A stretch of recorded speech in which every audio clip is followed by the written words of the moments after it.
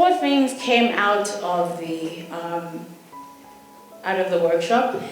4 very clear things, which some may seem quite obvious, but what we find is even with very clear legal frameworks, very clear norms and practices, the police find a way, and I may be simplifying it, but they often find a way to violate the rights of communities, movements, and individuals to host peaceful assembly. Often that right is frustrated, and the police often are seen as quite opposed to protest. And so one thing that came out clear is that the law is clear, right? The state has an obligation at all levels, be it national, provincial, or local, to protect and facilitate the right to peaceful assembly. And so from an international perspective, international and Africa regional human rights law reach to the most extreme response to protests. So what I want to speak to first, on the one hand, is that disruptive protest is not necessarily violent protest, but that is often the misconception around protest. This is held by society in general, the assumption that a protest is violent, that a protest is disruptive, equates a protest to being violent. That is not the case.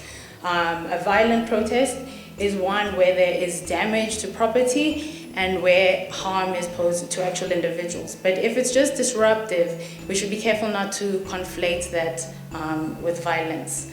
So the police are supposed to respond accordingly, and I must emphasize here, and it's even in SAP's regulations. So Standing Order 4, I think it is, speaks to the need for the police to negotiate and use soft skills to engage protesters. So upon arrival, you shouldn't automatically resort to trying to disperse a protest, which may otherwise be very peaceful.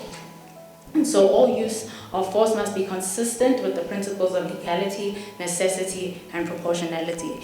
And often, and you'll see in the double harm report, if you get a chance to look at it, these principles were almost completely ignored, right? The response and the use of force was not legal, was not in line with the principle of necessity, and was often incredibly disproportionate to the threat posed, right? Responding to students who are not carrying weapons, are currently dispersing, does not justify the throwing and then this is a misuse of a weapon, just throwing a stun grenade into a crowd, or just firing blind rounds into the crowd when they're already running away, right? The threat is no longer there, except what we find is the police often went beyond what was necessary. And so, from Gary White, who's a policing expert,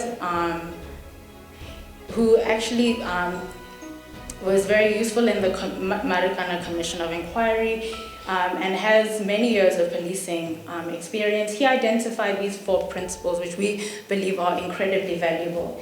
And they are facilitation, knowledge, communication, and differentiation.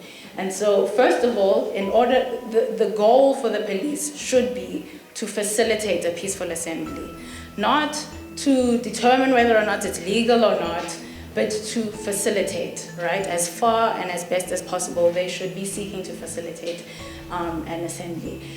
They should do this by gathering knowledge, gathering intelligence, and using that to develop the appropriate tactics for responding to potential threats that may arise. But what's also important, and this is often this is often the source of protests erupting in violence or turning violent if they were otherwise peaceful, the lack of communication. Often the police do not keep constant communication with protesters, and when they will use force, it's often a surprise. And what the police are supposed to do is be very clear and constantly keep in contact with organizers that they can identify, and keep the communication lines open. So if you don't believe that protesters should be protesting in a particular place, maintain communication. But what I found, and I mean, I was studying at WITS in the 2016 year, and I was in the protesting crowd when the police had said, fine, we're going to help you, and that was a communication that filtered through the crowd, and then all of a sudden a stun grenade was thrown into a crowd. So there's almost sometimes, it's as if protesters are combatants, right? You need to mislead them, or you just need to keep all your actions secret. And it makes no sense then to fire into a crowd that was seated on the floor, right? If you saw any of the footage when students were at the parliamentary buildings, a lot of violence was inflicted on students who were sitting and posing absolutely no threat.